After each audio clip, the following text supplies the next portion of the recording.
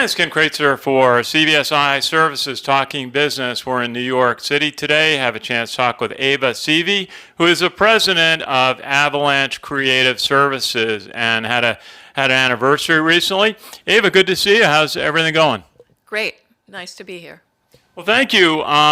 You sent out a note on your 18th anniversary in business. I mean, that is always a tremendous accomplishment for any small business. And tell us a little bit about the company.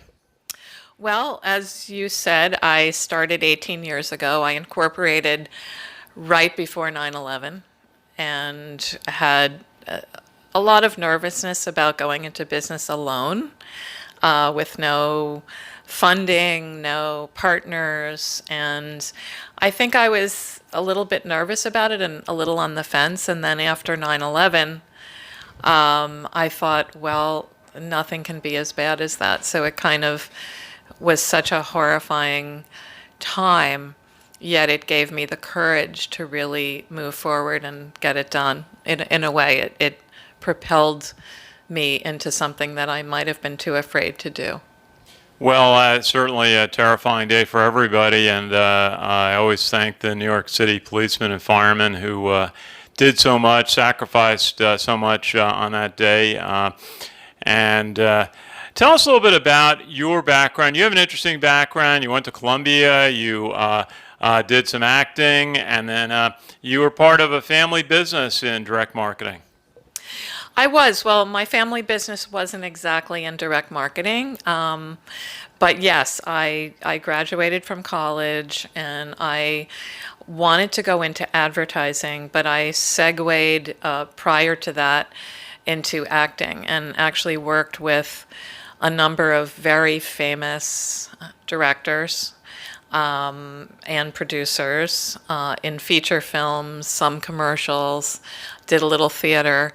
But it was really good training because I now work with actors when I'm directing them, and I know what that is like to be an actor.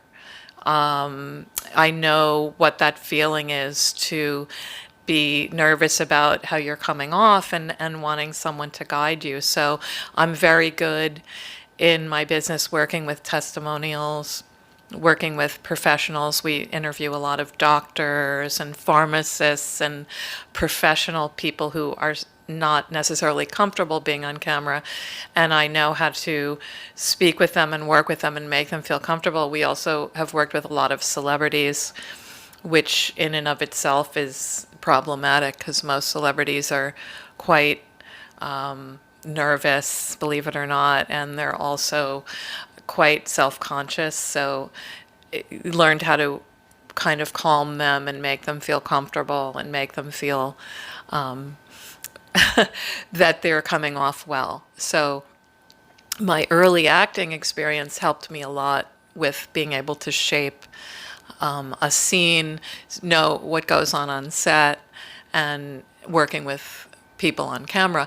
The family business I was involved in, my father was a TV commercial director and owned a studio, so I learned a lot about production, post-production, editing. I learned a lot about that working in the family business.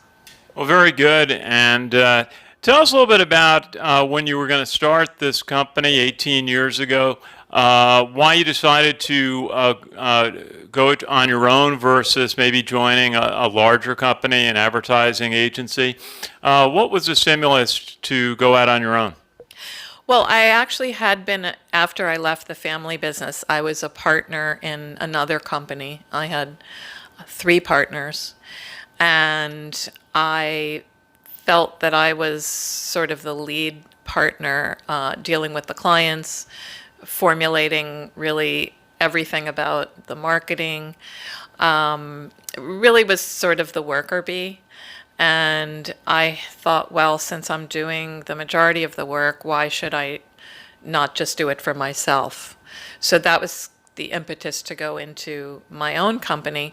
And as I saw the landscape shifting from just brand advertising to more of response and performance marketing, that end of the business really captured my intense passion and curiosity, and I felt that there was a niche that was not being filled in the marketplace with what I would call the target of production. So there were these expensive companies and the really cheapy, like, buy it now for $19.95, but there was no one sort of in that middle ground. And I thought if I could come in and capture that market where I'm offering a really valuable service for a reasonable rate, but it doesn't look bargain basement, that would be a great niche. And that's kind of what catapulted me into that.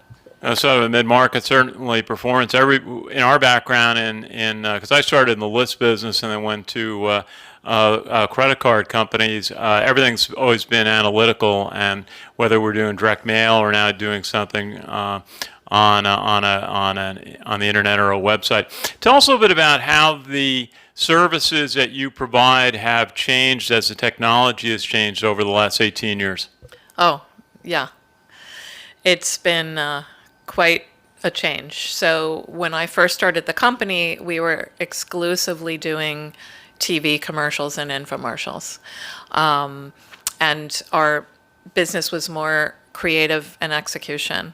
As the years went on, I became more and more ingrained with the clients and more involved with the data and the analytical side. I got more involved with media and other elements. So I became more of a advisor to the clients on other things than just creative. So we became more involved in the strategy, campaign management, and then, of course, more involved on the digital side. So starting in about 2010, I started the way I did with infomercials, had a very intense curiosity about Facebook advertising specifically, and became very enamored with the ability to speak directly to consumers, being able to target them very specifically. And I found that to be incredibly exciting and fascinating. Well, certainly there's been a big switch from print to online. Facebook, with its 2 billion subscribers, has become a tremendous communications tool. Is Facebook the best place? I mean, Instagram is very popular for business to consumer, but is Facebook the best, or are there other platforms that you also work with your clients on? I don't think any one place I would characterize as the best. It, like anything else, depends on who you're targeting, where they are, and it's more omni-channel. So you kind of have to be everywhere, and everywhere where the consumer is. So you're talking about the importance you found with Facebook advertising and other platforms. Instagram is very popular, obviously, and a few others. What are what's the criteria that you work with your clients on when you're debating about how much to invest in a social media platform? Well, it depends completely upon what their objectives are. If they're a brand that is unknown and they're brand new, they're going to need to have a presence on Google, a presence on Facebook, potentially, depending on who they're talking to. They may or may not utilize Instagram, again, depending on their demographic and what their goals are for the campaign. Certainly YouTube has been incredibly efficient, especially in video, for demonstrating and articulating differences in whatever your product or service is. So YouTube is a big search engine for a lot of people. Also, Amazon, if you're a product, is an important, unfortunately, it's inescapable, because if you're doing advertising, a lot of people will just go to Amazon instead of going to your website because they're Prime members or they trust Amazon. So we've helped clients navigate through where they should be, what platforms they should be on, how they should be targeting their budgets as far as what the data is that they hope to gain from each of these platforms. So it's very rare that we would have a client that wouldn't be on Google, Amazon, Facebook, and YouTube, all of those. Absolutely. Well, it's certainly everyone's trying to learn how to do search engine optimization. We're working off of Google, and certainly a big thing. One of the things we do video here at CBSI Talking Business is the importance of video today on social media platforms. How do you find it in working with your clients using video? Well, oftentimes clients will have existing assets that we can take and repurpose. Other times we'll have to create new. And again, depending upon what their goal is, do they want a first funnel look, or do they want to close leads with a video? Are they looking to garner leads, sell product? Where are they sending people? So when you do video, you can send them to your website, send them to Amazon, send them wherever you want them to go. And are you just accumulating email addresses? Are you trying to make sales? So there's a whole list of sort of ideal outcomes that clients would want, and then we would tend to work back from there, depending on what the outcome is, depending on what the budget is. So I really enjoy doing video for social media because I find that it's very compelling. The one thing I will note is that the videos tend to be getting shorter and shorter and shorter. So the average length now for a successful Facebook video is between 6 seconds and 15 seconds, whereas perhaps 2 years ago it might have been a minute to 30 seconds. So people have less and less bandwidth and less time to view things. So, for example, on Facebook, you can tell what percentage of people viewed a video for how long. Then you can retarget those people that actually viewed the video for at least 50% of the time, showing that perhaps they're interested in this subject matter, and then we have the ability to then retarget those people. So it's very, very interesting to watch the data and see how it's affecting consumer behavior. Very good. Well, I'll ask you a question about our part of the world in financial services at CBSI. We're just at a conference with a lot of the fintech folks who are developing online platforms for lending, and certainly credit card marketers are looking at what they call now comparative websites, a new thing we kind of found out about, generating a lot of credit card apps. Anything in financial services that you see as a key trend or something that you've worked on? I can't really comment on any trends in financial services lately because that's really not a vertical that we're doing a lot of work in right at this time. Okay. We'll tell you what are some of the other verticals, some of the other industries that you're working on? We do a lot in the health, wellness, and lifestyle areas. So we work a lot in the natural supplements, nutritional supplements, beauty, skincare, hair care. We also do work in the house and home area, in home improvement, what I would call lifestyle kinds of verticals. Very good. Well, it sounds like you have been successful in moving into the digital era.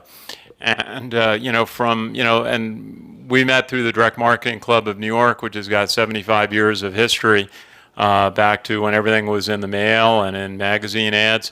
What was the key for you to be able to make the transition to all the new technology? I think just being brave and willing to learn new things. I'm still learning every single day. I am still transitioning. I don't think there's ever a limit to what you can learn each day. And each campaign we work on with each different client, we learn something new, which we can then apply to other clients. But it is still a transition period. I think analytics are still extremely complicated and confusing, and I don't know that there's one answer for how to accumulate all the data and really understand where a sale or a lead ultimately came from when you're targeting all these different avenues at once. So I think that's an area that can be improved upon in the industry in general, and one that would really help marketers a lot. Very good. And maybe you could just run through some of the services that you provide to your clients here at Avalanche Creative. Sure. Obviously, we do creative, so we execute advertising in all media.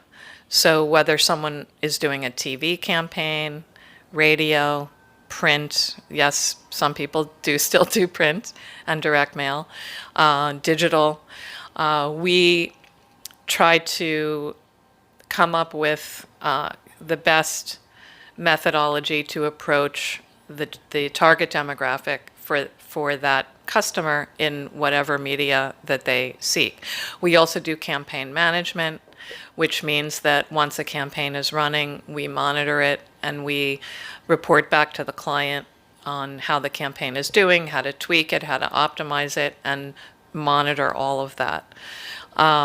We also offer strategic consulting for people that have never entered into the world of response marketing. There's brand marketers that don't know how to do direct response, so sometimes they'll need consulting help on, this in this particular arena. So we do that as well. Well, you talk about television production, which is side to side with video, because a lot of video now is going to not just be on broadcast media, but it's going to be on YouTube, on Facebook. Could end up being, you can put up to 45 seconds on Twitter, which we do frequently. How does it work between thinking about producing something for television, but realizing that it may end up being used for digital channels as well? Well, whenever we do TV, we always try to shoot additional footage that can be used online. For example, if we're doing a long commercial, we will make sure to have sound bites that are shorter that can be very specifically for Facebook or YouTube. And we'll usually do edits of those particular shorter sound bites for the various entities. So when I go to shoot something, I'm looking at it as shooting a pool of assets that can be used in a variety of places. So important. And tell us, maybe we could wrap up. What is the best reason for a client to come to your company, and the services that you can provide to them, type of clients that you tend to work with well? We've worked with Fortune 500 people and entrepreneurs right out of their garage. So I think what we do is we treat every client like a big client, no matter what their budget. And we really try to think out of the box to get a unique platform for every client to be seen and heard, no matter what their budget. So I think with social media, it levels the playing field a bit more than it did. People think, oh, social media is cheap. Social media is, the place to be if you don't have a big budget. Social media can be very expensive to advertise on, especially to break through. So this is what people used to say about radio. Oh, radio's cheap. Radio is not cheap. Sometimes TV is less expensive than social media, radio, digital, I mean print. So it depends on how many people are you reaching and how much does it cost to reach each person. Are you paying 17 cents to reach a person, $10 to reach a person, $50 to reach a person? What are you paying to reach a person? And then when you're dissecting it that way, social media can be expensive. And just a final thought, you were commemorating your 18th anniversary in business. What is just a key lesson learned that you found in being successful as proprietor of a business for almost 2 decades? I think a lot of it comes down to grit and bravery. There's very scary things that happen in business, which make you want to feel like you're a failure, or you want to feel like giving up. You want to feel that you're vanquished. And these things happen a lot. And it's just having the grit to ride that roller coaster going up and down and not feel like in the down moments that that's the end. Because I've had a lot of down moments where I just said, this is just so hard. And it is very, very challenging, especially when you're a sole business owner and you don't have partners and you don't have people to bounce things off of. It's just digging very deep within yourself to have the courage to continue. And that's been, I think, why I'm still here. Well, and certainly you've had success because running a business for 18 years with the ups and downs of clients and projects and the business environment, the overall economy has such a big impact. But it's so good to see you and have a chance to chat and hear a little bit about your successful business here, Avalanche Creative Services. Ava Seavey, good to see you. Thank you. It's a pleasure to speak with you, and I hope it inspires people and helps them in some way. Absolutely. Good to see you and good to visit. This is Ken Kraetzer in New York City today for CBSIServices Talking Business.